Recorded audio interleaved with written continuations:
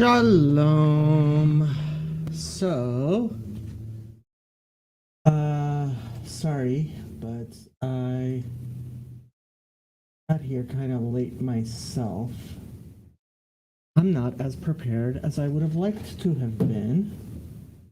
I am actually hoping that we might have a guest today, but I don't know if we will. So I am not going to announce our guest unless he actually shows up. But I am going to message him.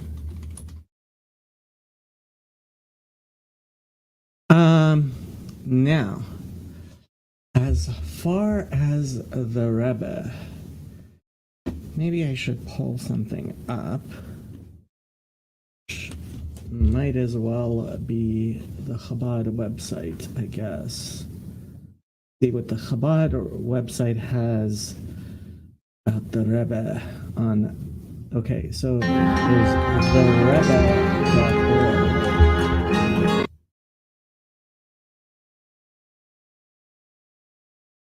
Display that.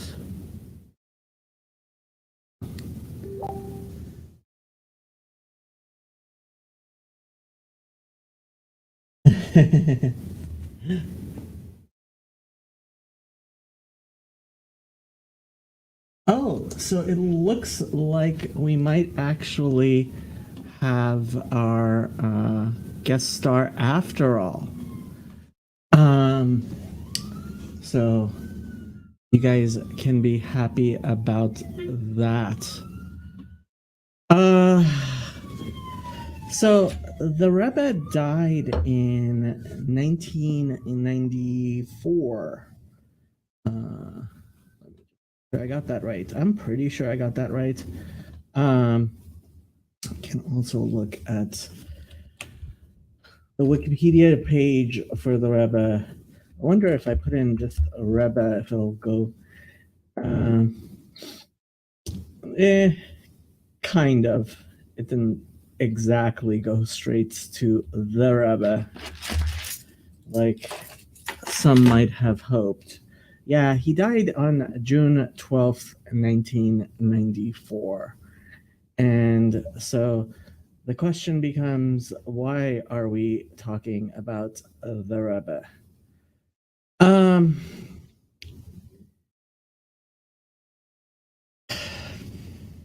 What can I say about the Rebbe?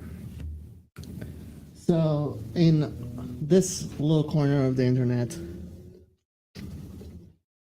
we tend to talk about another person who is well known as a candidate for being the Messiah, and that's Jesus.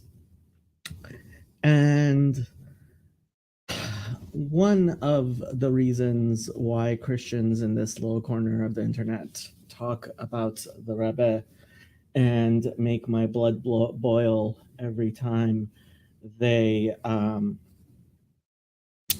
do is because, well, I might as well show you what Mike Winger had to say. Let me pull it up.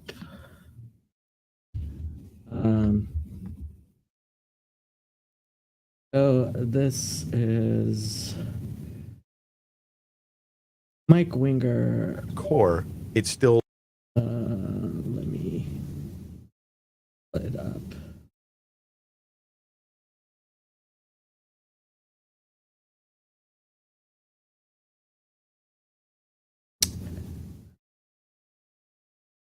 Place. So.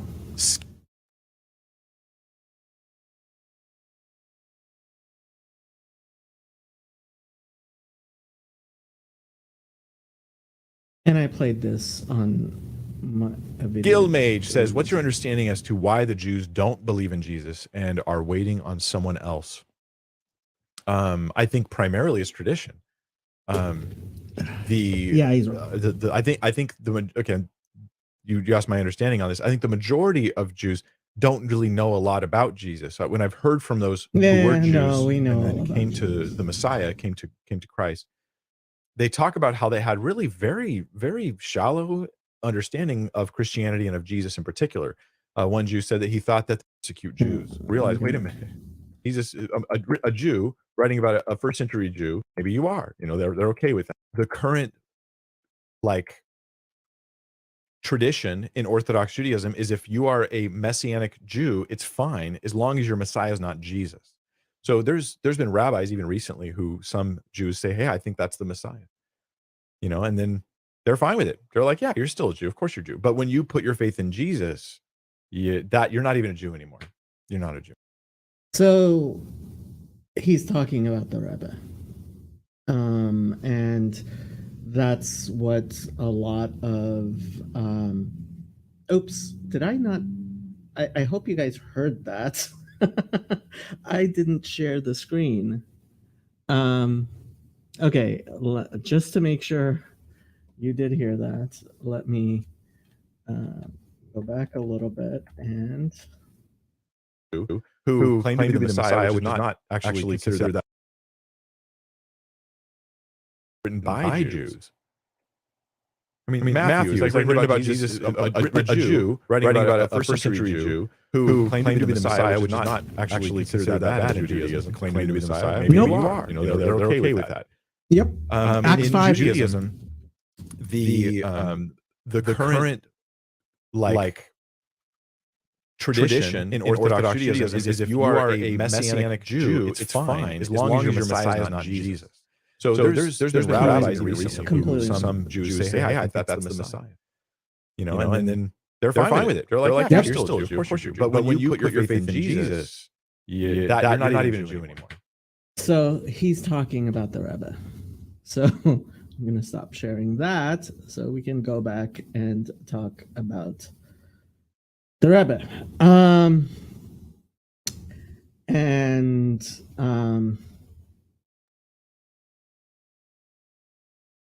So this is one of those things that maybe I'll pull up the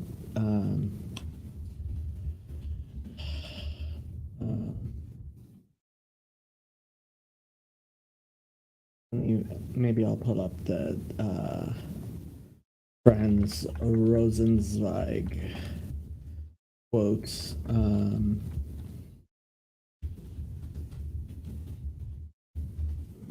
As well.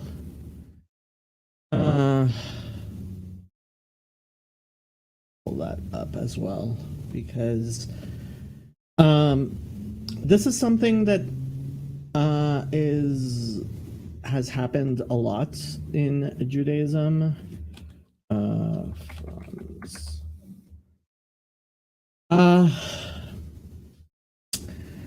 The expectation of the coming. This is from Franz Rosenzweig,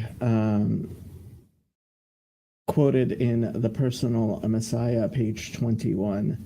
The expectation of the coming of the Messiah, by which and because of which Judaism lives, would be a meaningless theologumon, menon, a mere idea in the philosophical sense, empty babble if the appearance again and again of a false Messiah did not render it reality and unreality, illusion and disillusion.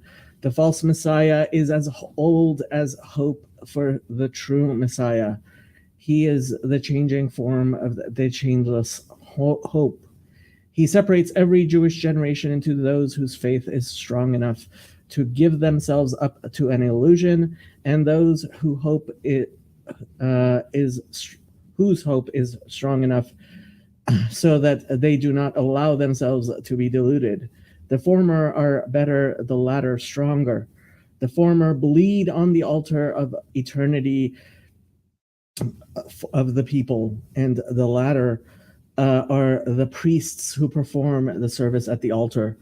And this goes on until the day when all is reversed, when the belief of the unbeliever will become truth and the hope of the hoping a lie. Then, and no one knows whether this day may be may not be this very day, the task of hoping will come to an end. And when the morning of that day comes, everyone who still belongs among those who hope and not among those who believe will run the risk of being rejected.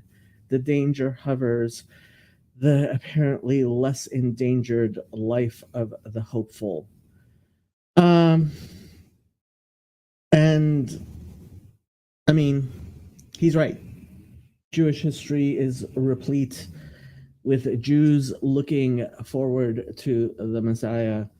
Might as well read Acts 5, which I constantly bring up as well. Acts.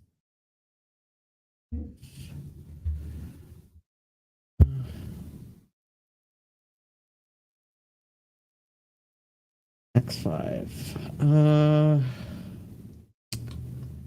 Starting at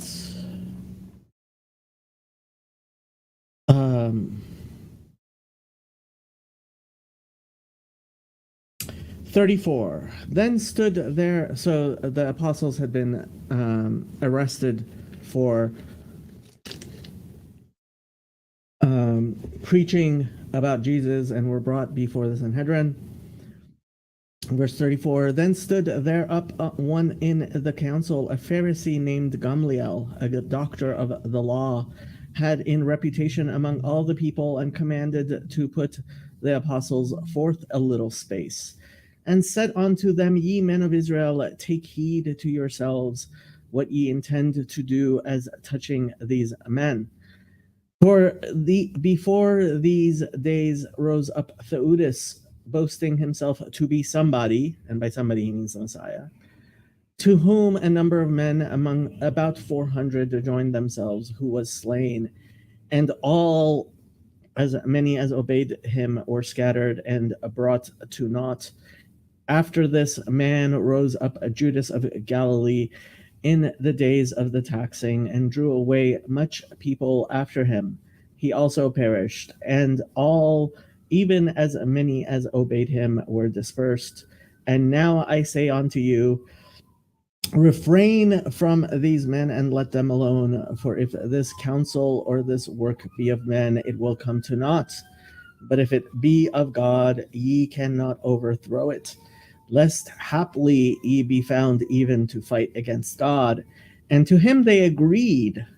And when they called the apostles and beaten them, they commanded them they should not speak in the name of Jesus, and let them go.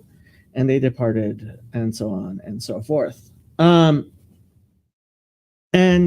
so this idea of Jews looking around and seeing a righteous person, a particularly righteous person, a holy person like the Rebbe, and thinking and hoping that this may be the Messiah, is of ancient vintage.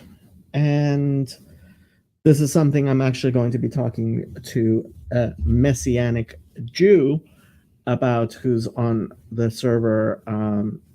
And I think he's also in Bridges on Meaning as well, but he's a little active on my server. And when he came on, I had to be, I felt like I had to be kind of clear about the boundaries, because, yeah, there's something going on here that is very, very dangerous. And for this reason, rabbis have been very careful for a very long time. And so Gray Mystic, I'm going to have him hopefully on after he gets back from Messianic summer camp to talk about exactly why he can no longer be considered part of Israel. And it's, the problem's not Jesus. The problem is idolatry. And this is something that probably I wouldn't be able to say if Rabbi Michael Skobach hadn't said it decades ago already, which is that we may the way things are shaping up, we may have to, as a Jewish community, have to once again, like Gamliel did, is recorded to have done in the Christian Bible 2,000 years ago, have to deal with Jews who are within Judaism, who are actually part of the Jewish community, who once again believe Jesus will be the Messiah, which is really the disconnect when Jews and Christians talk to each other. Part of it is when Christians say Jesus is the Messiah, they don't actually mean that.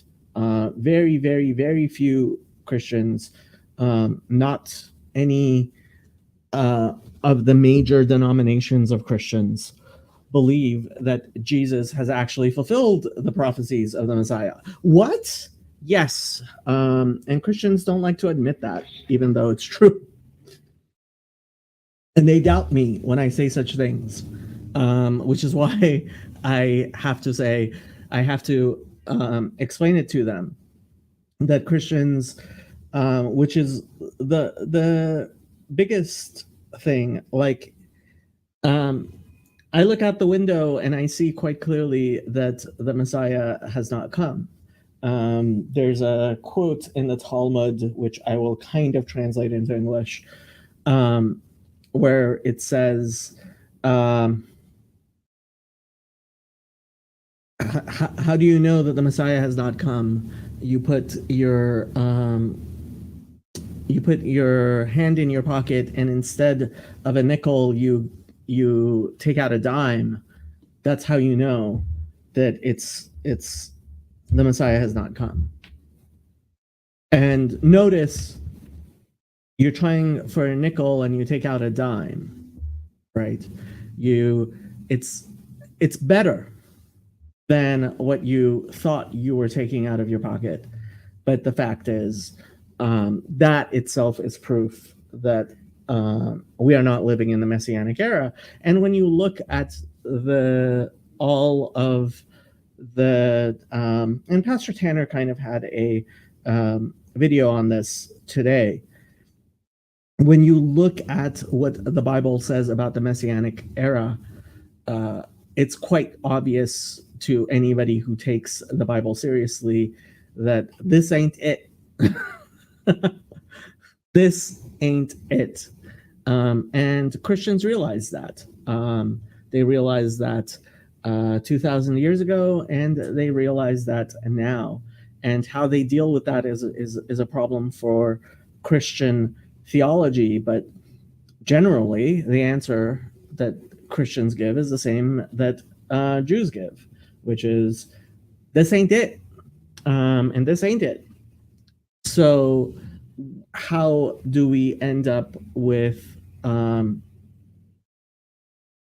people hoping that somebody will be the Messiah? And I mean, there's a lot of people who say polemically that the problem, oh, well, Jesus died and the Rebbe died, and I would have to agree with that.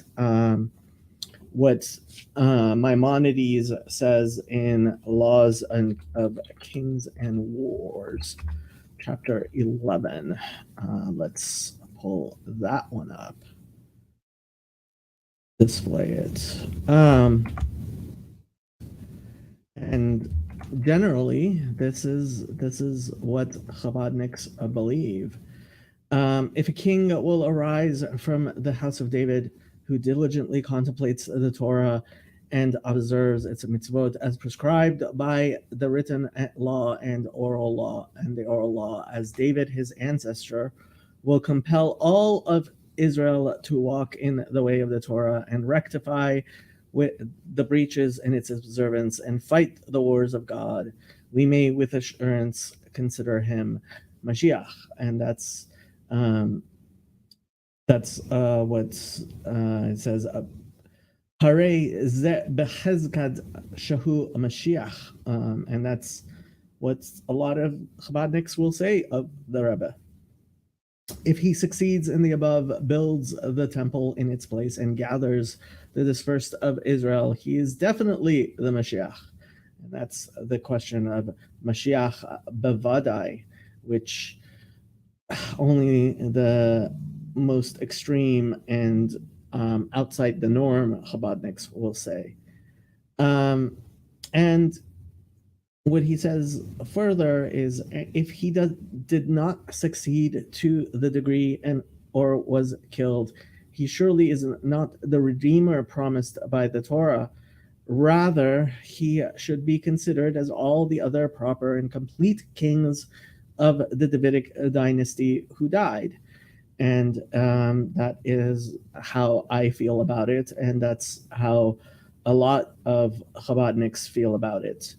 That the Rebbe was Kechol Malchei Beit David Hashlemim V'Hakesherim Shemetu, who died. But of course, what is true today of Chabad, I believe, is what was true of Chabad many, many years ago, which was, of Jews many, many years ago, I think, when Jesus died, which is the incapability to accept his death. And I think it says something very real about the Rebbe, that so many people, so I actually became religious after 1994. I mean, I was on my way, I was becoming more religious. I did not really know of the Rebbe before his death. And really, year after year, in fact, I would say now, I feel the Rebbe's death more closely than I did when he died. I didn't even know him when he died. But what I do know of the Rebbe makes me even more and more sad that he isn't with us. And that's what's going on. I mean, and so a lot of Christians have started talking about Chabad because it's interesting to them that there is this phenomenon, and a lot of Jews are uncomfortable talking about Chabad because, and Mike Winger is not the only one.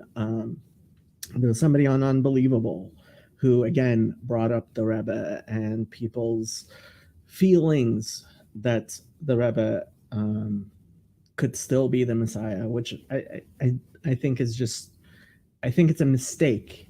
I think it's a huge mistake. But at the same time, it's not something I can deny people. It's not, that's not what places you outside of Judaism. That is what places you, and that's what Mike Winger gets so wrong.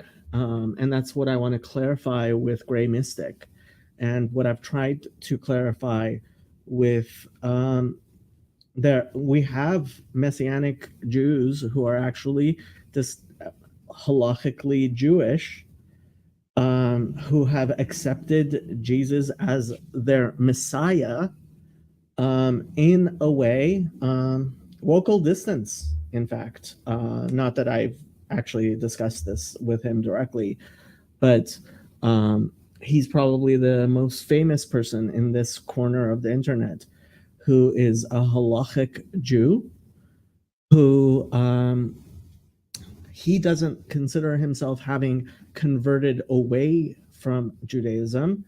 He thinks of himself as a fulfilled Jew. Michael Brown, similarly.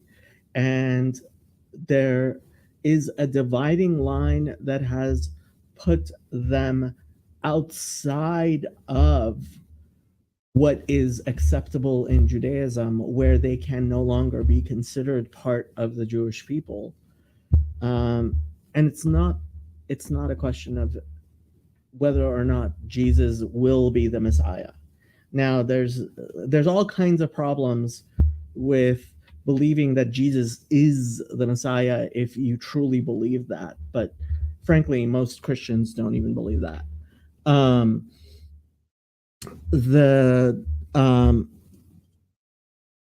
And there's plenty of people within Judaism who like to turn that into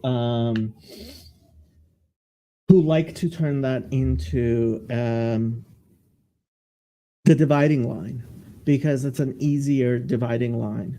And there are various reasons also for that, which I'll actually get into with Gray Mystic. But when it comes down to it, that's not the dividing line. That's not the problem. That's not why I say that local distance cannot be considered part of the Jewish people, cannot be considered part of Israel. Why I draw the strong lines that I do with Gray Mystic.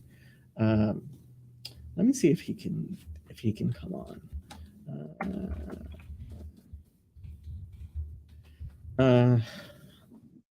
Because he might actually be able to come on. It looks like he's on.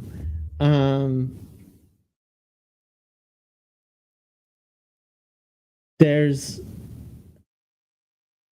the problem is the idea that Jesus is God. That puts you outside of Judaism. That is the problem. That is what puts you outside of anything that Judaism can tolerate in any way, because that's just plain idolatry. That's polytheism. That is, the Bible clearly speaks against it. It says that God is not a man. This is fundamental to everything that being a Jew is. And as much as people talk about Judaism not being so much about what you believe as what you do, there are certain beliefs that do, in fact, touch to the very core of Judaism. And that's the problem. But I mean, it's the anniversary of the Rebbe's death on the Hebrew calendar this Sabbath. It's a time for Chabad Hasidim and for everybody who felt touched by the Rebbe to seriously mourn the fact that he's gone. And honestly, these discussions and the fact that basically the only time the Rebbe comes up in our little corner of the internet, unless I bring him up, is because of this connection that people make. I don't know what to make of that, because the reason why so many people feel such a connection to the Rebbe is because he was just that kind of a man.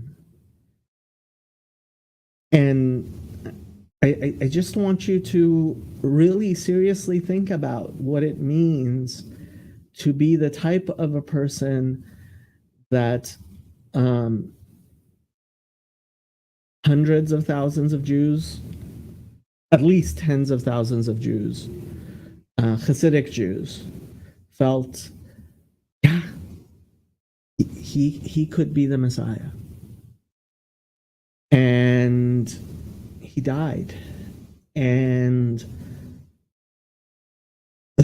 even larger number of Jews still think, yeah, there's nobody to replace him. So I am going to introduce somebody who just showed up, who I am not going to make him. I'm going to give disclaimers. While I think of him as my rabbi, I don't want anybody to think of him as my rabbi, because I don't want him to feel any sort of responsibility for the crazy things I say. But Rabbi Dodi Wagner is the Chabad Shliach. He is the emissary of the Rebbe to the University of Southern California, where I went to school. And he actually knew the Rebbe. He actually got to stand for dollars. Did you had Yechidus with the Rebbe, didn't you? No, not a proper Yechidus. Dollars and Farbrengens, but not Yechidus as in the private audience in the Rebbe's room. That was before my time. Okay. But you are an emissary of the Rebbe. What does that mean to be an emissary of the Rebbe, Rabbi? What does it mean to be an emissary of the Rebbe? In Jewish tradition, an emissary means that you stand in place of the one who sent you. It's a legal definition that translates into many elements in halachic practical ramifications. In this context, what that means is that the Rebbe had a mission he wanted to bring to the world. He had something he wanted to accomplish, and because physically a human being is limited, so he appointed people to take his place, to bring his inspiration, his words, his ideals into the places that he physically couldn't go. And essentially, that's what it means to be an emissary, to feel a sense of mission, a sense of connection, that you are representing the Rebbe in this particular place, and attempting to carry out the values and ideals and achievements that he empowered you to do in those places. So what are these ideals? What are these things that the Rebbe has commissioned you to do in this world? At its core, it's the Rebbe in his very first address on the 10th of Shvat in 1951, when he formally accepted the leadership of Chabad, said that here in America, people love a mission statement. They love a broad declaration, and his declaration to the world is that there are three things, three loves: love of God, love of the Torah, and love of a fellow Jew. And that all three of those are one. You can't have one without the other. That's the Rebbe's mission. The Rebbe's mission is to bring to the world as a whole, and to Jewish people specifically within it, our connection to Torah, our connection to God, our connection to each and every fellow Jew. And that means to value each person for who they are, where they're at. It's why I am proud to call myself your rabbi, regardless of whatever things you may say.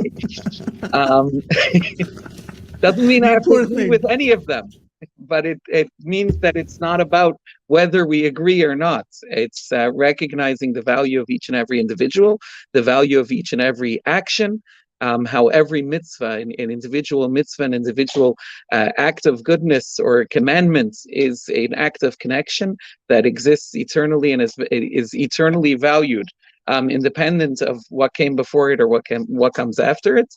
And that all of those are connected to the role that God has given each of us in this world, to fill the world with holiness, with goodness, and to make the world a better place. Okay, I'm going to try to bring a lot of this to this little corner of the internet, which, while it's mostly not Jewish, there are some Jews, but the most famous person who was inspired by the Rebbe in this little corner of the internet is Rabbi Jonathan Sachs. And I don't know. Do you want to? Is there anything you want to talk about that about, or yeah? People will recognize that name. I had the pleasure of hearing Rabbi Sachs talk. It's one of the Chabad international conventions, as well as a few other times.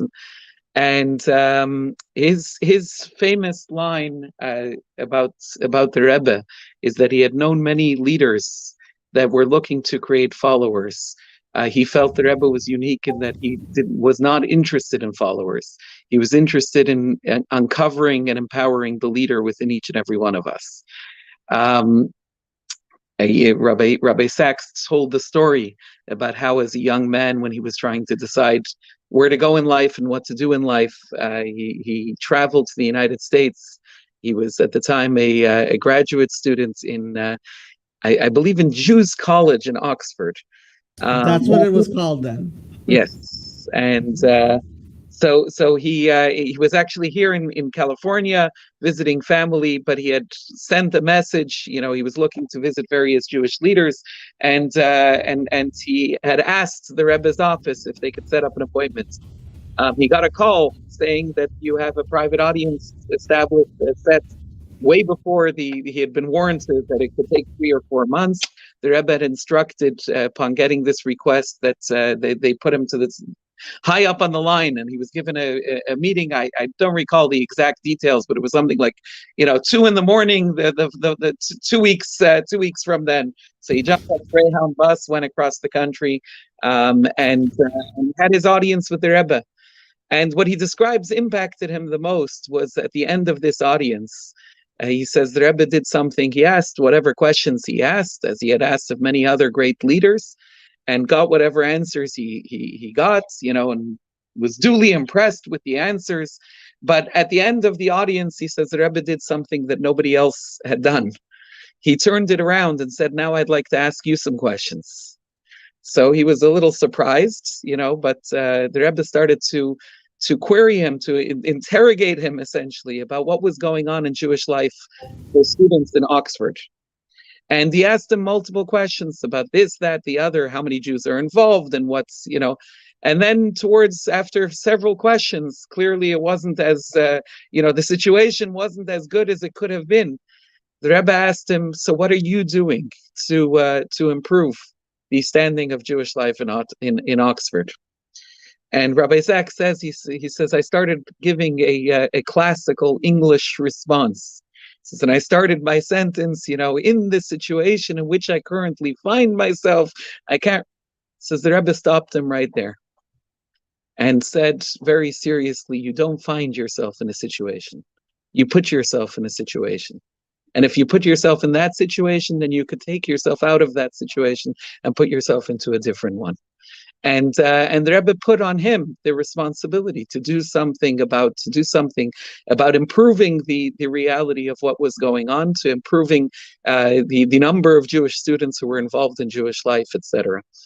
And he said it went on. It was an hour and a half speech. There were many, many influential things. The Rebbe is the one who demanded of him to enter the rabbinate and really charted his course in life.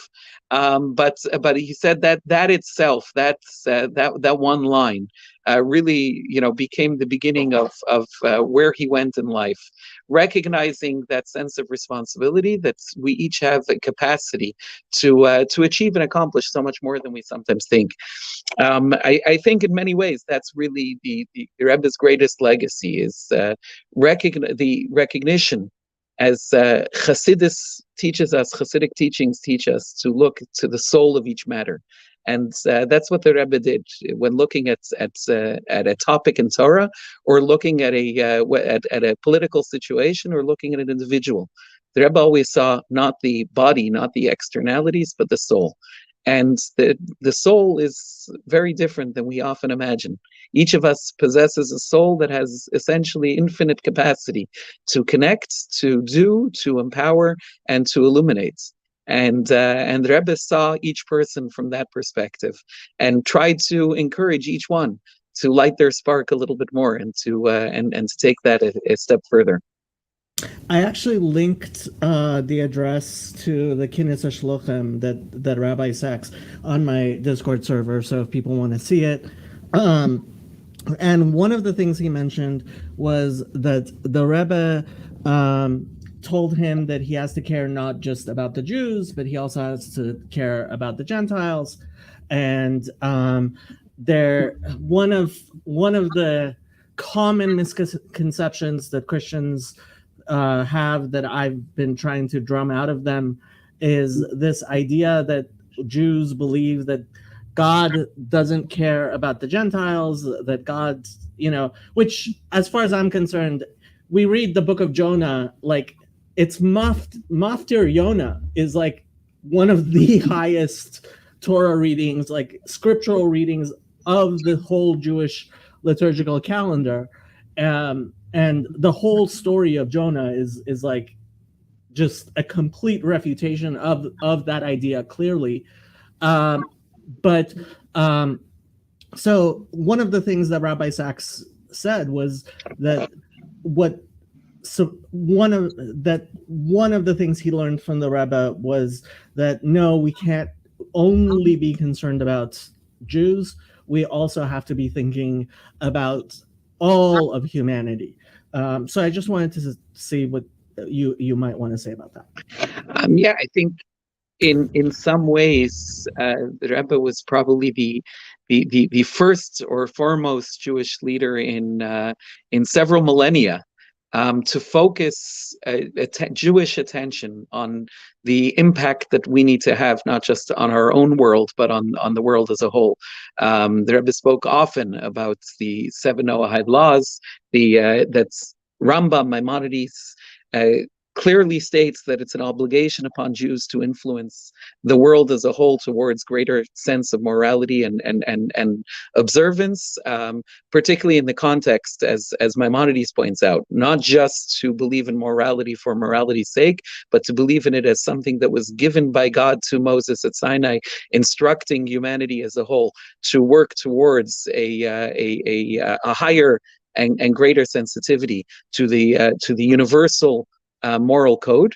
And just practically speaking, for most of our history, we were, the world around us was largely trying to kill us, didn't give a lot of opportunities to influence and to inspire.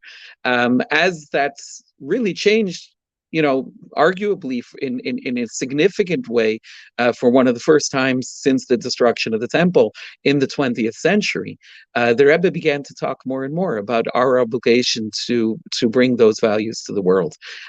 So much so that, as I'm sure you may have mentioned already, the Congress established the Rebbe's birthday every year as education, starting with President Carter, I believe, in the late 70s. There's one American holiday that is marked by the Jewish calendar, and that is Education and Sharing Day USA, which is ever since every successive president of the United States since Jimmy Carter has established it as a day of celebration of the values that the Rebbe encouraged us to teach to the world as a whole. And in fact, a formal resolution, I believe, was passed during the Reagan years, recognizing the Noahide laws as the fundamental moral code by which our worlds and especially our country, the United States, is established and sees as its guiding light.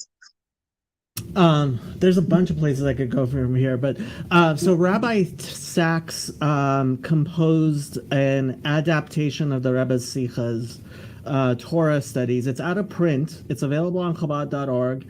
I am constantly recommending it to people, and I've always struggled to kind of explain.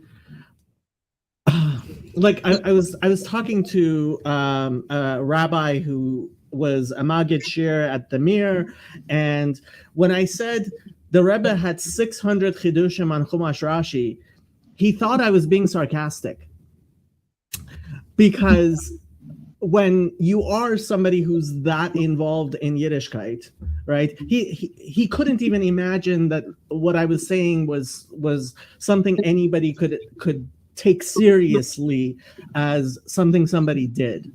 Can you try to explain what it means when somebody like the Rebbe, can what was it, 3 or 4 years straight, every Shabbos, give a beautiful new insight on Rashi. Like I did not understand what that means until years after even I had gone to yeshiva.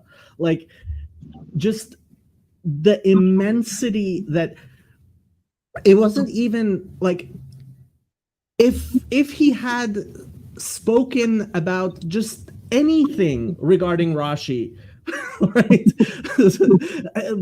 but that each sicha brought an application into our real life out of a chiddush. Like, I don't even know how to explain what a chiddush is, especially in a like, the vast majority of people in this corner come from a Christian context where the idea of asking a new question is along the lines of, who is this heretic, right? So if you ask a new question, you're a heretic. Whereas in Yiddishkeit, in Judaism, asking a new question is just an incredible, like, it's honestly, it's like a gift from God, that you've been inspired with the capacity to ask something new in Torah. So could you explain that? There were a lot of pieces of what you just said. Look, there was a Nobel Prize-winning physicist, Isidore Rabi. He once spoke about the fact that, when other kids, when they would come home from school, their parents would ask them, "Did you learn something good today? Something deep today?" Says his mother would always ask him, "Isidore, did you ask a good question today?" He said in Yiddish, "Has gefragt a gute Kasche." Did you ask a good question? A challenging question. That's where Jewish learning begins. I do think that's, partially because of the Rebbe's sort of, I don't even want to say popular appeal, because that sounds too shallow, but is leadership, the impact he made on the world, that causes so many people to not be able to recognize the sheer immensity of his scholarship and the influence that had. I could say I grew up in non-Chabad yeshivas, and only came to it in my teenage years.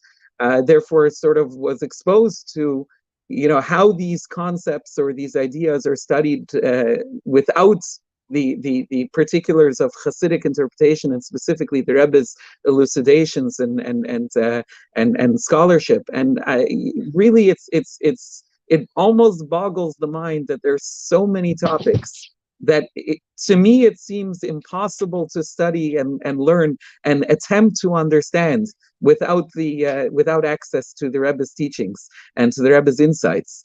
Just even, for Jews, we always go to the Torah portion of the week. Last week was Shalach, the story of the spies. This week is Korach, the story of Korach rebelling against Moses.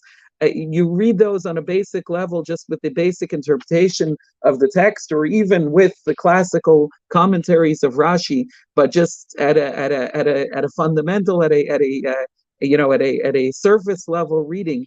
And you have one picture of that story. When you study the Rebbe's teachings and his insights, it's a whole different story.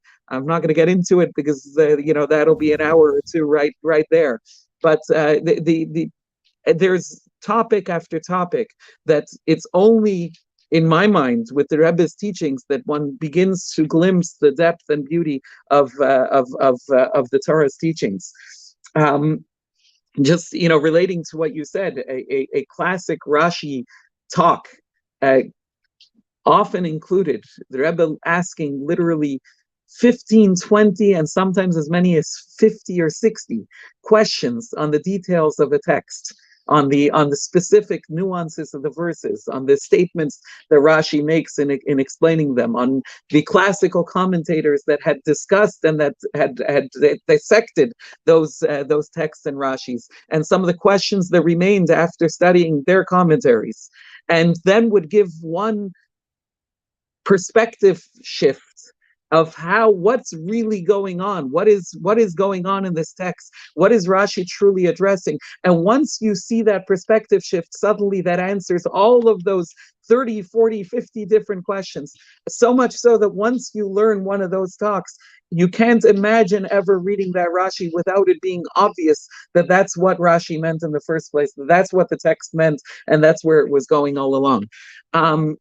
That scholarship is in fact incredible. But I would say the following: there's a talk, not a talk, a letter the Rebbe wrote on the 3rd of Tammuz. The 3rd of Tammuz, I imagine you're doing this today because tonight is the 3rd of Tammuz in the Jewish calendar, which is the anniversary of the Rebbe's passing now 28 years ago.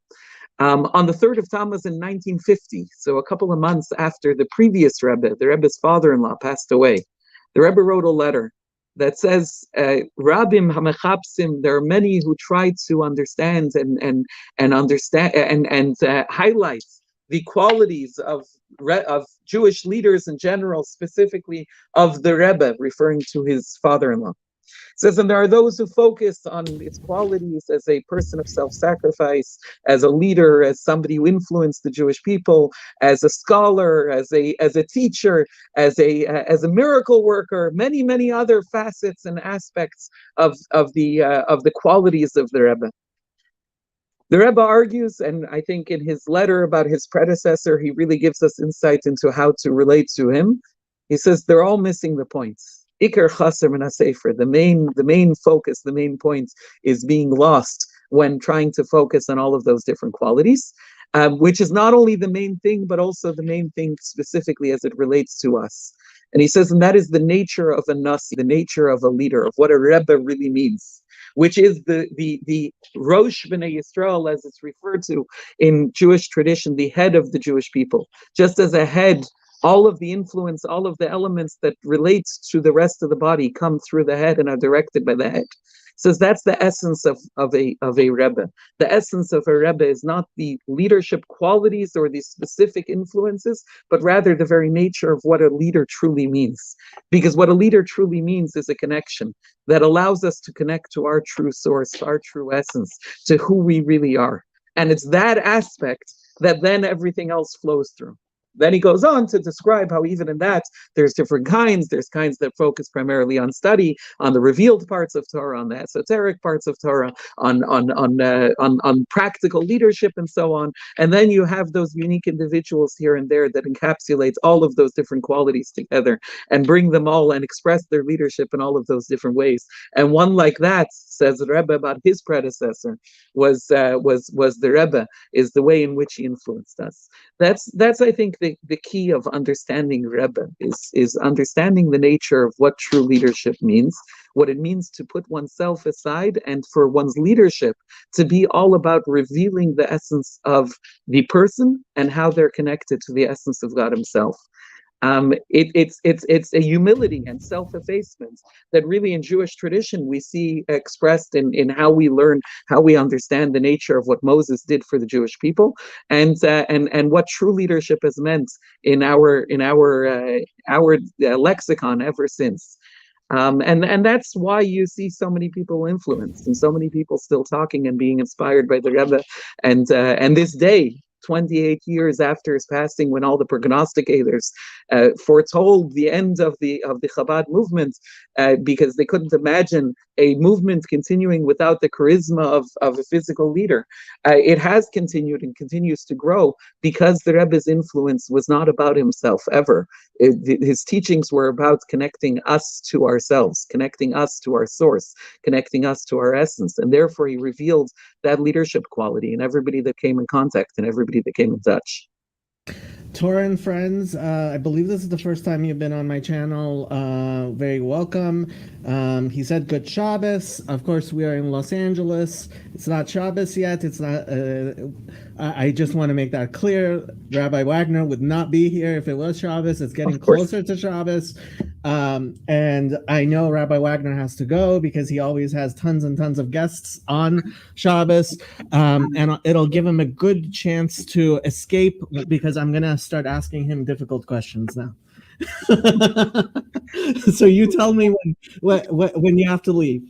I'll tell you what, I'll give you one difficult question, okay? 5 minutes. So, your uncle, Rabbi Emanuel Shochatz, was one of the few prominent leaders in Orthodox Judaism who got involved in the Noahide movement. He actually, so one member of our little corner of the internet who is a Noahide, Antonio, is thinking about getting married, and so he asked me to perform the wedding, and it was like, no, that's not going to happen. And he's asked Paul Vanderklay, who's kind of a leader in this corner. He tried contacting the Chabad Shliach. Since Rabbi Shochatz passed away, why are even shluchim so reluctant to get involved in the Noahide movement? Why isn't there more of an Orthodox Jewish commitment to help Noahides to clarify halacha, Jewish thoughts, and the relationship between Jews and Gentiles in this way? You promised a hard question. I did. And first of all, as I told you before, I think you should perform the wedding. That's statement number one. I think that's, if you look at the Rebbe's talks about the Noahide movement and encouraging various people to get involved, it actually, a lot of it had to do with encouraging people with broad enough shoulders, with broad enough insights into the nuances of, what we are encouraging and not encouraging, and understanding the nature of those halachas and so on, to build infrastructure, to establish parameters of what that involvement should look like, and what the laws actually dictate. It's not easy for people to go off on a path that hasn't been often trodden. And as I mentioned before, the involvement of Jews in, as it were, telling non-Jews what Judaism has to say to them, beyond the broadest strokes, is a field that really never existed, because or very rarely existed, because it was very rarely practicable. Because of that reason, I think you find most people to focus first and foremost on the clear areas of life. For Chabad rabbis, for the most part, we're not a proselytizing faith. Our primary function is bringing Judaism to Jews. It includes elements of morality and trying to be a beacon of light in general to all of humanity. But the primary focus is connecting our co-religionists with our heritage, and therefore you see most rabbis focusing on that, where they know clearly what the parameters of their mission are. When you go beyond that, it's part of the mission, but it's a much less clearly defined one. And I think therefore you see less people who feel comfortable sort of going into that field in a significant way, and getting involved in a significant way in trying to navigate those waters. There are those who do. There is a little bit of it, but you don't. It definitely isn't mainstream, because it isn't easily accessible and well defined. You got time for another difficult question? Sure. Okay, Rabbi. The Rebbe passed 28 years ago? Tonight will be 28 years. 28 years ago. Okay. No, why the Rebbe? Why is he Nasi Doreinu? Why no new Rebbe? Why are we hung up on this person who tzaddik and everything? Why? First of all, why is a good question. Why is the question that King David taught us to ask of God every day. Ad Masai, how long can this continue? Why do we have to suffer darkness? Why is there suffering in our world? Why is there darkness in our world? Those are questions that Jews encourage us to ask, but not always seeking an answer, because oftentimes they're unanswerable questions. We ask them because that means that we care. That means we're still involved in the conversation. To us, to many of us, let's not forget that Gimel Tammuz, I was there in the hospital in Manhattan that night, and in 770 Eastern Parkway the next day, waiting for a funeral that we never believed we would see and had no capacity to be able to handle. Even 28 years later, I think it's still an extremely open and raw wound. Therefore, that has to be part of the conversation as well. But beyond that, I think there's, when you talk about leadership, the reason why people get hung up on a person is because the person wasn't hung up on himself, is because it wasn't about him at all. And you saw that, and you clearly experienced that and felt that for anybody who was in the Rebbe's presence. When to say, let's replace this, you need people in the world that exist on that plane. And in all of human history, I think there have only been few. Certainly it's not something that's easily found and widely accessible in our world today. More specifically, there's an element the Rebbe spoke about again in that first address when he first accepted leadership, the idea that our generation had a practical role, and the role was to bring Mashiach in the real world. It's a much broader topic, and we can talk about it at greater length at some other time. But in a nutshell, just as from Abraham to Moses, there were 7 generations, and the role of the 7th generation was not just to continue the never-ending battle of bringing godliness into the world, that it gets closer and gets further and so on. The 7th generation had the role of actually building the tabernacle, creating a dwelling place for God in the physical world. And in the Rebbe's very first address, he talked about that being the role of our generation. To Hasidim specifically, that means that is, we don't doubt that that's true. There's darkness along the way. There's challenges along the way. There's this day that happened, the Rebbe's physical passing 28 years ago now, and anybody that you would say to at that time, imagine a world 28 years later that still is existing in this, is holding on and still waiting for that revelation. I think we would have all found it impossible to imagine. The Rebbe taught us to focus on doing, to focus on controlling that which we're able to control, which is bringing a little bit more light into the world, and doing today what we're able to accomplish to bring that moment closer. To talk about the philosophies of why and how, we could, but to me, it's never felt meaningful. It's never felt practical, because there's so much still to be done. And that is to bring about the world that the Rebbe put all of his energy and all of his life into achieving and realizing, which is a world of Mashiach, a world where the world as a whole actually lives up to its capacity and connects to its eternal source and reveals the goodness and kindness that's contained within everything, with the revelation, with the coming of Mashiach.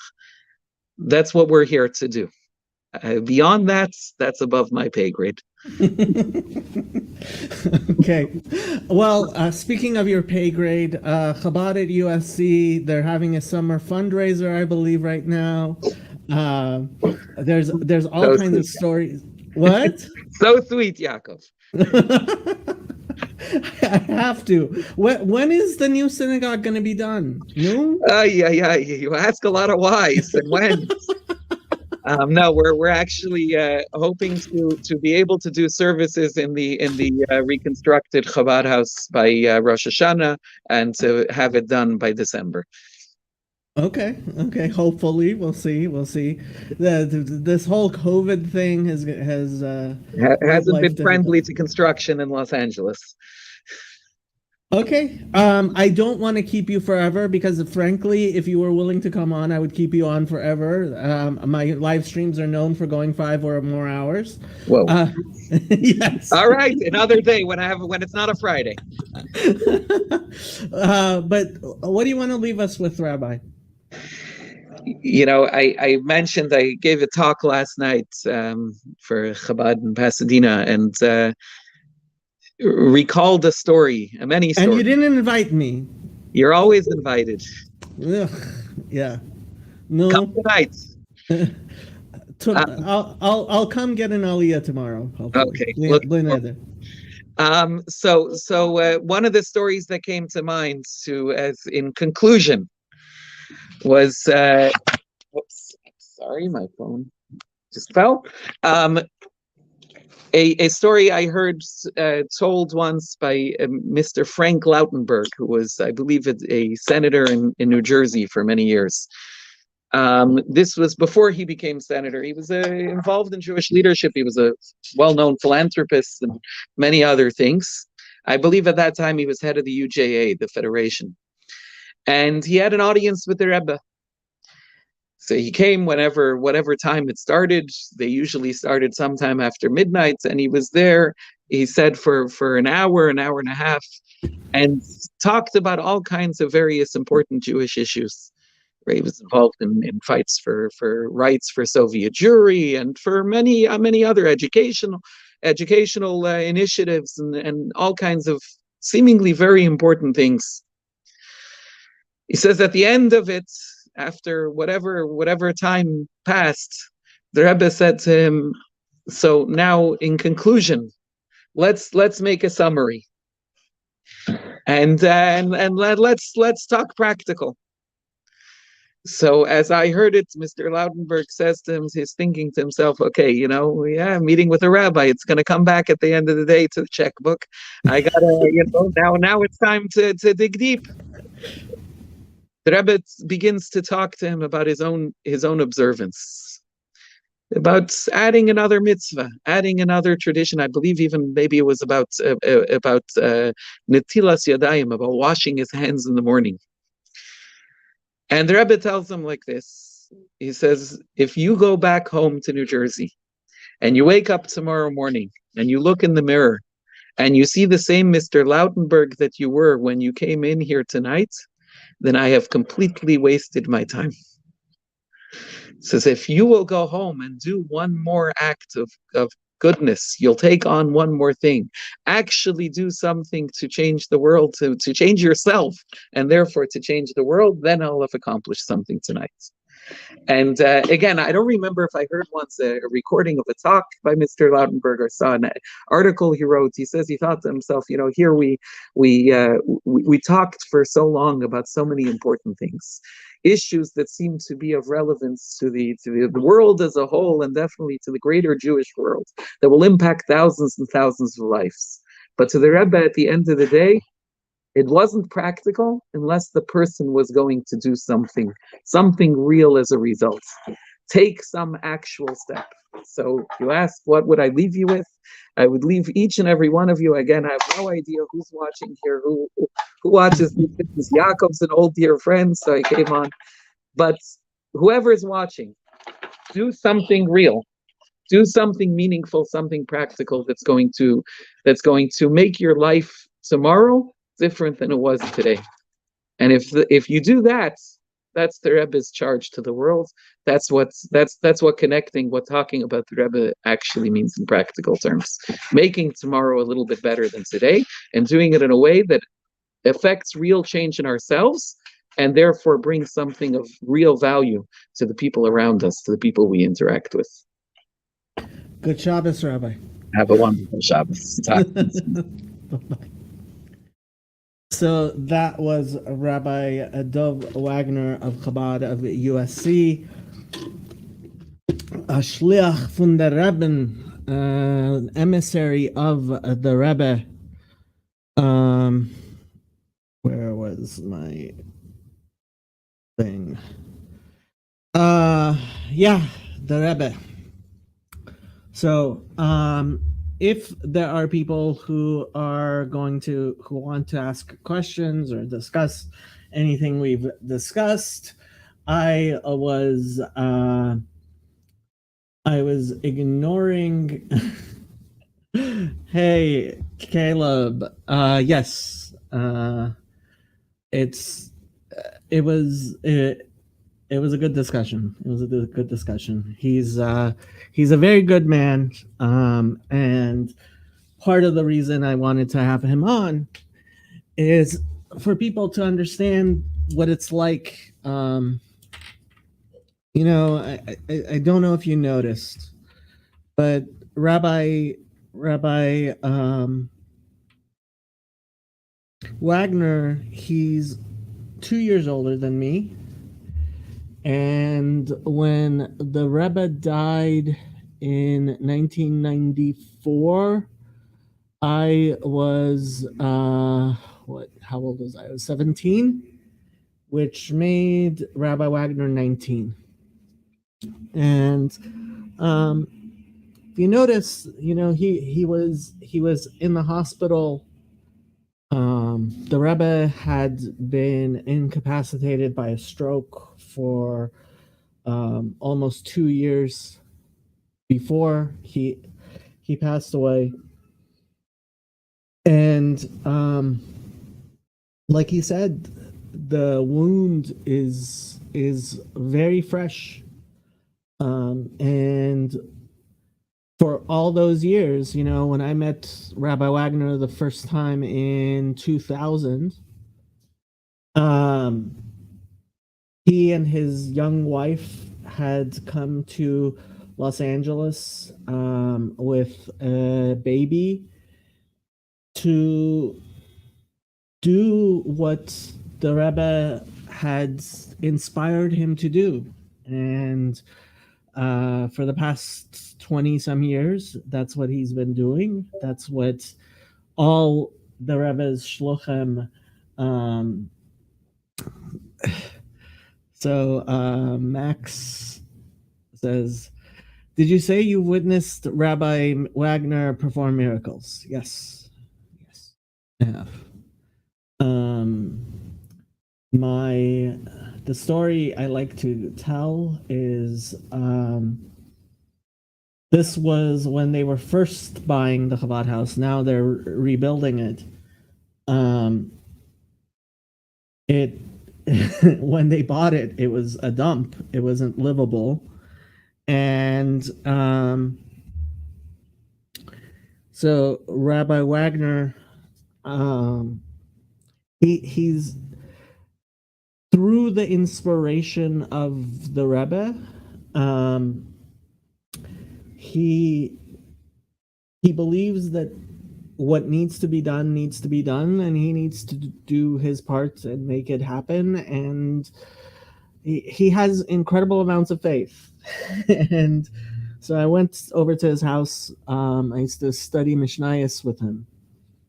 And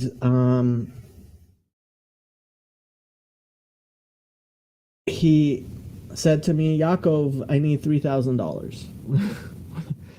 $3,000 was $4,000. I forget how much. He always corrects me when I tell this story, even though he doesn't like me telling this story. But I tell this story. However much it was thousands of dollars, and it was a Friday, right? So it was before Shabbos, and like, okay, that's not a huge amount. We can raise that. Like, when do you need it?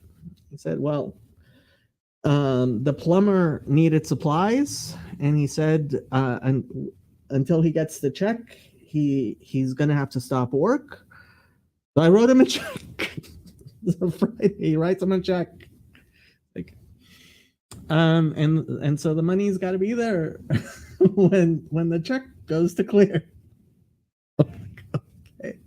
Monday, we have to have the money in the bank.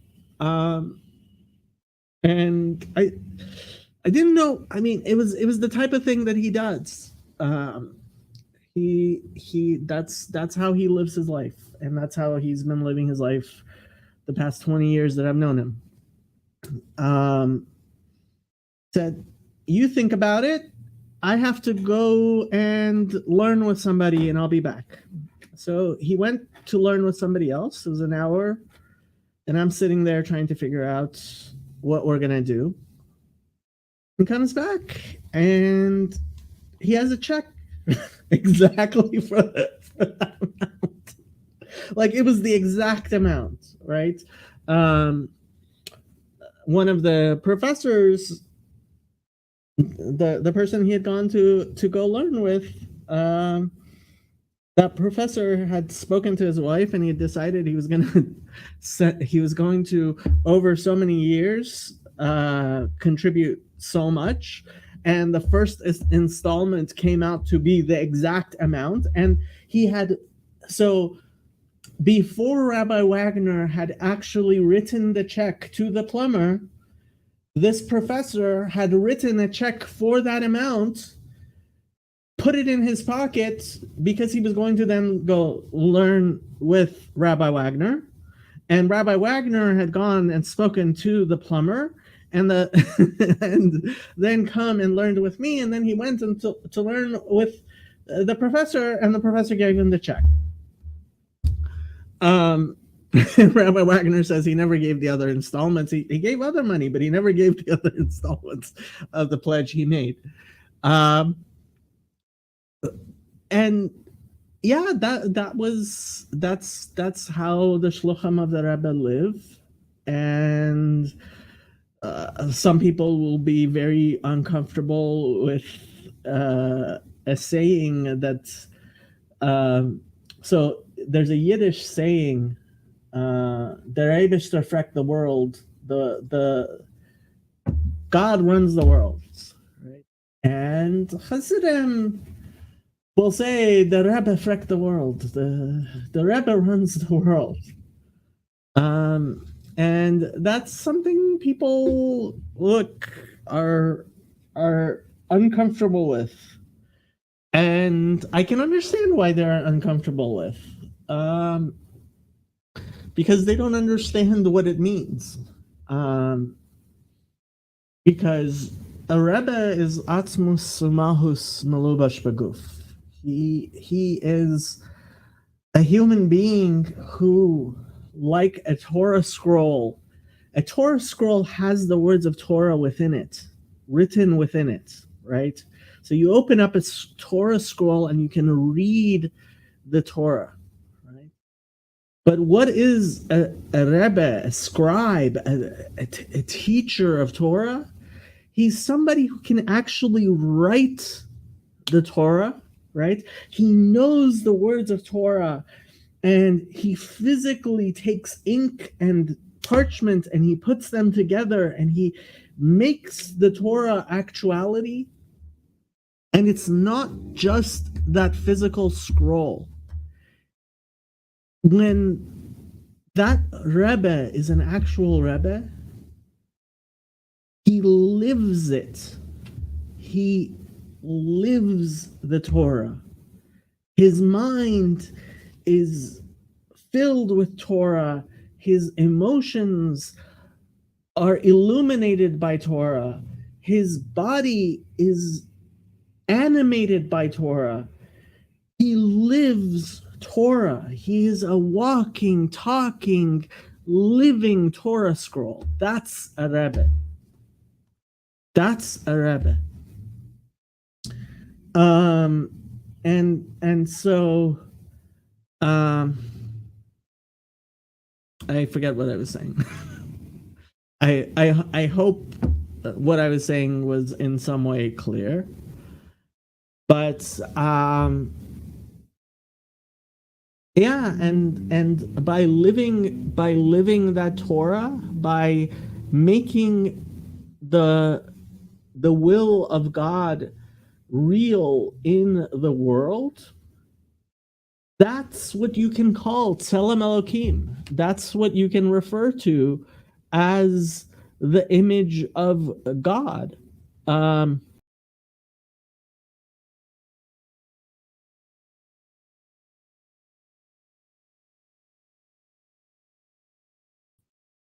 a living, a human being who is a living, um, actual, um, that's the image of God. That's what I was trying to show you. A living human being that is B'Tselem Elohim, right? Who actually lives as God would have him live and teaches you what godliness is in the world. And that's why you can say the Rebbe frecked the world. You can say that the Rebbe is a representation, of God in the world. Like we should all be. And this is where Christians get everything about Jesus wrong. Everything about the Rebbe wrong. Everything about the incarnation of God wrong. Everything about what it means to be a person wrong.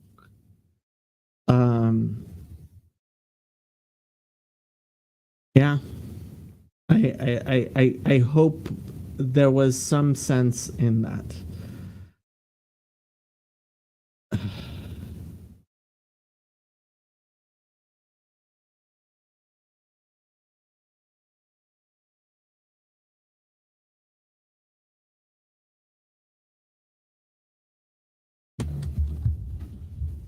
So if other people have things to say or questions or whatever, feel free.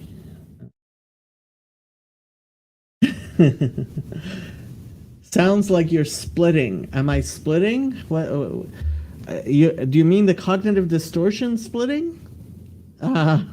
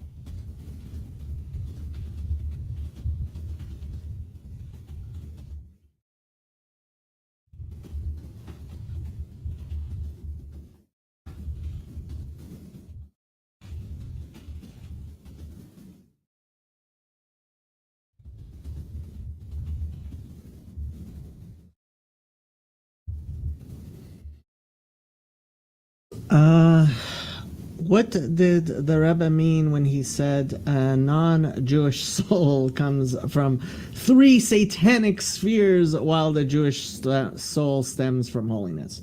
It's not the Rebbe. The quote you are talking about is from Tanya.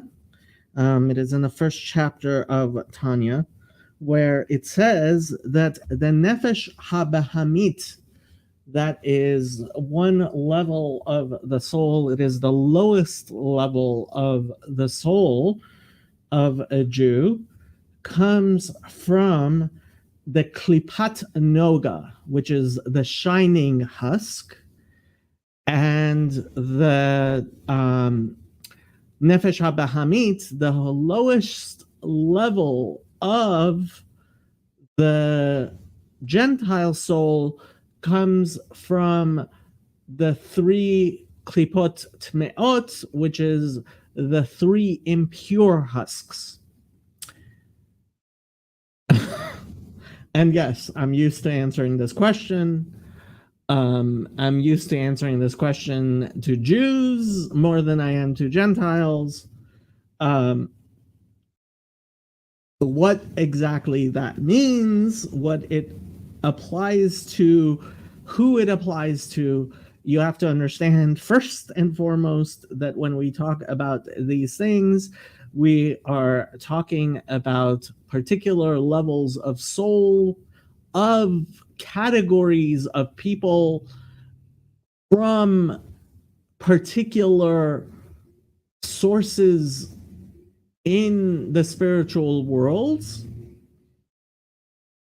What that does not clearly at all mean is that the non-Jewish soul comes from 3 satanic spheres. The Nefesh HaBahamit, the physical soul, is the animal soul is how it is translated, is that which is in some ways referred to as the evil inclination, that which causes you to sin. And yes, Tanya says, and I would argue, I mean, the Rebbe Rashab, the things that he talked about. What upsets me about this question, whenever it comes up, is this is not something that somebody who decided to pick Tanya in order to try to understand what Tanya is trying to teach us. Even if you pick up Tanya by yourself and you try to understand it, most people don't actually pick up on this particular thing, because when you're reading it in context, it's clear that, I mean, the Jewish soul also stems, the Jewish soul, because we're talking about the Nefesh HaBahamit, right? We're not talking about the holy soul. We're not talking about the godly soul, right? We're talking about the animal soul, the animal nefesh, right? The evil inclination. And the Jewish soul doesn't come from holiness. It comes from the shining husk, right? So it's still, we're talking about klipa, right? We're still talking about the husks, right? And the question is, where in the husks, right? And which of the husks? And there are 4 husks. There are the 3 impure husks, and there's the shining husk, the klipat noga.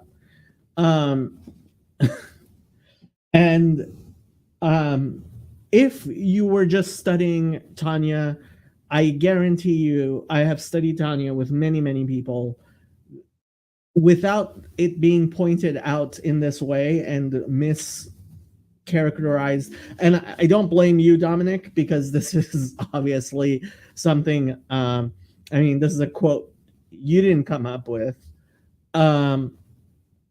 It's a misquote that I'm used to dealing with. So it's, first of all, it's obviously a misquote. It is talking about a particular detail that, frankly, I would not. I'm willing to explain anything anybody wants to ask. I am perfectly willing to explain anything anybody wants to ask. It's, first of all, it's a complete misquote. Second, it doesn't even mean what a person may misunderstand, and many people, I mean, do misunderstand the thing. And I have to say that if this is the worst thing you can find from the Rebbe saying, the man was Rebbe for 50 years. And during that time, basically everything he said was recorded and disseminated. His words are, there are videotapes, certainly for the past 30, 40 years of his last 30, 40 years of his life. He died when he was 92. He was born in 1902, I believe it was. And if this is the worst thing you can find, I have to say, Gesundheit. And no, I actually, I've gone to all the websites which talk about all the horrible things about the Rebbe. And this may in fact be the worst thing that people can find to criticize the Rebbe about. And when it comes up, it's always a difficult one, which is why I recognized it instantly. But it's a complete misunderstanding. Yes, when we are talking about in generalities, we are not that these generalities are absolute things, because when you talk about the Shorsh Neshama of various people, right, individual Gentiles, some of them actually come from Tohu, some of them come from below, and which level of, right? So the Jewish concept of soul has many different parts, and this is a statement about the lowest part of a majority of Gentiles comes from the impure husks, as opposed to the lowest part of the soul of a majority of Jews comes from the shining husk. And the funny thing about that is actually that what it says in the Talmud is what we actually believe, which is Kol hagadol michavero yitzro gadol michavero, right? That anyone who is greater than another is has a greater evil inclination than the other. What exactly that means in relationship to this, but having a greater yetzer, having a evil inclination that comes from what is considered a lower part of a lower spiritual realm, actually it is an indication of a greater capacity for good. But I mean, that's within Hasidic, and it has to be understood in a very detailed way. And this is where I get into my whole thing of people trying to do calculus when they don't know algebra, and many of them don't even know their arithmetic. And so these are not concepts I would necessarily bring up if I didn't have to, but since people ask the questions, I hope from knowing me, it's clear that I don't think of Gentiles as being satanic necessarily, although there are certainly satanic Jews and Gentiles. I am definitely aware of this supposed statement. It's not actually a statement of the Rebbe. It's from Tanya, which obviously the Rebbe did in fact believe in, and there. He did make statements about these ideas, which are available if you are capable of understanding them. Rabbi. Thank you. Yes, and please ask. I do not want to in any way imply that I want you to not ask these things. But so Rabbi Yol Khan, who was in many ways the Rebbe's top student, wrote a sort of encyclopedia of Chabad Hasidic thought called Sefer Arachim. Unfortunately, he died, and the encyclopedia was only up to the bets. So there's the letter A and B, and there are about 50 pages in Hebrew, and I have to say Hebrew is Hebrew writing is much abbreviated from English writing. It took me a while to get through where he describes exactly all of the things about a Gentile soul and everything like that, and this is a complete misrepresentation of the belief. A non-Jewish soul comes from 3 satanic spheres, while the Jewish soul stems from holiness. That is a complete misrepresentation. The actual statement, which is in the first chapter of Tanya, is that the animal inclination of Gentiles generally comes from the 3 impure husks, while that of Jews generally comes from the shining husk, which they're all husk, and the husks are all not from the side of holiness. So I hope that's clear and that helped at all.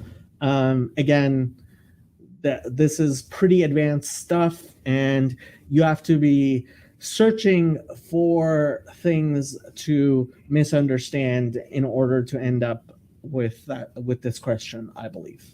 That is not to say that everyone who asks these questions was searching for things to misunderstand, because just like you, I in fact have gone to there have been websites dedicated to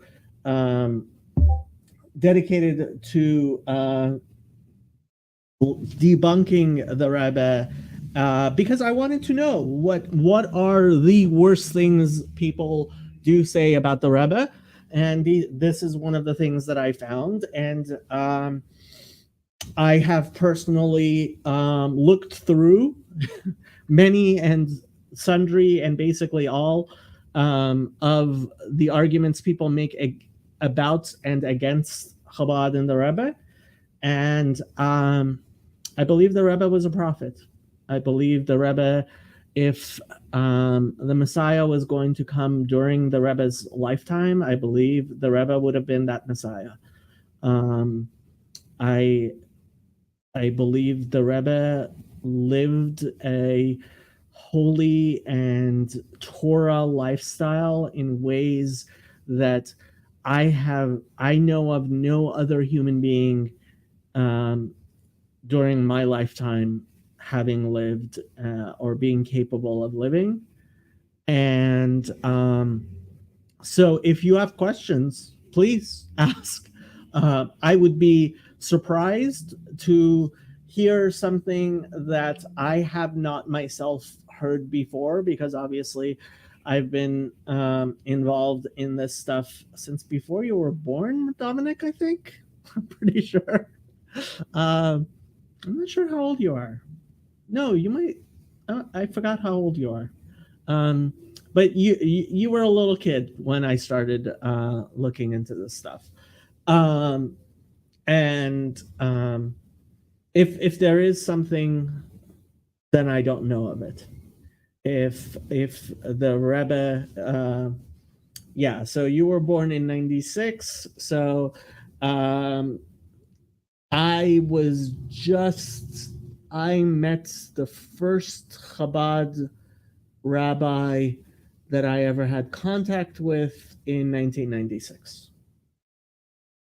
So that's the first time I actually discussed anything to do with Chabad with a Chabad rabbi that I can remember, was in 1996.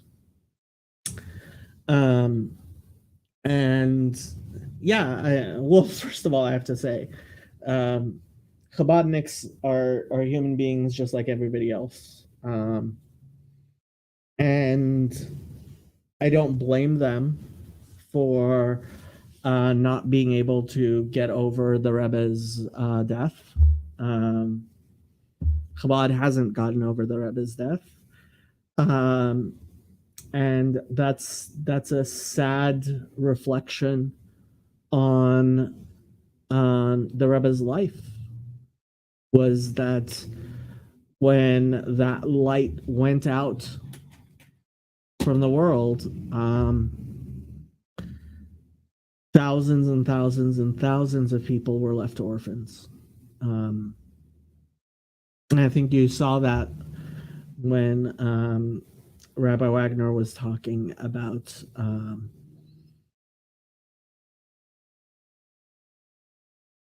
when the Rebbe dying, being at the Rebbe's funeral. Yeah.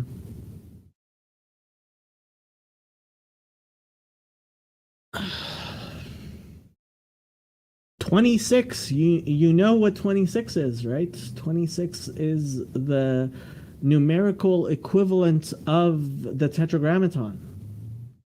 So that is, the tetragrammaton is 26. So that means you're going to have to live a very holy life this year, Dominic. You're going to have to embody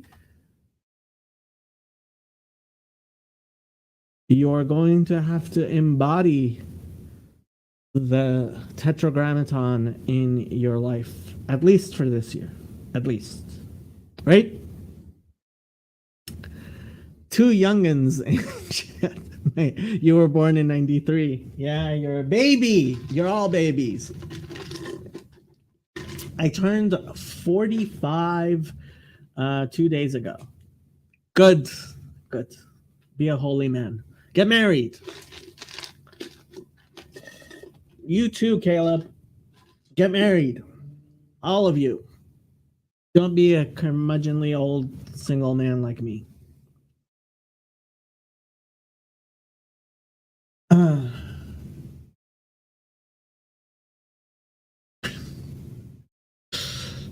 Bahatzlacha. You should have great success.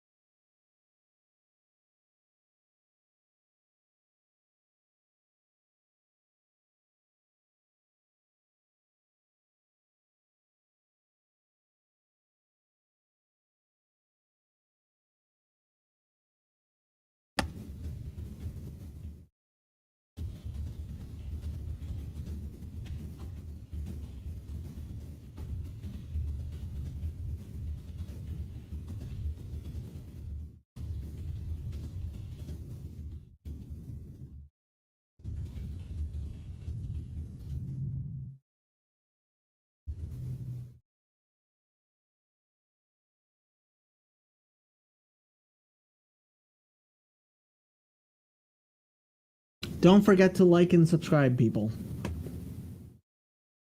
because I always forget.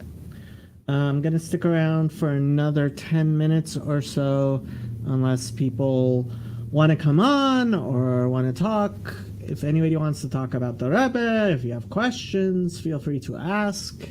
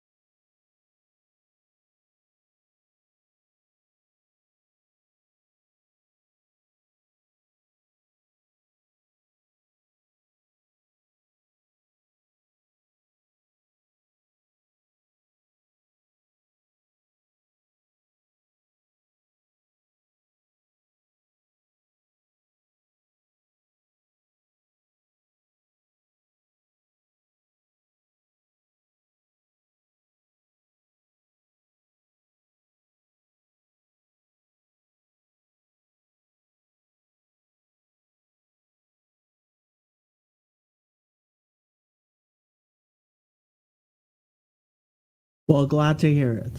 You should.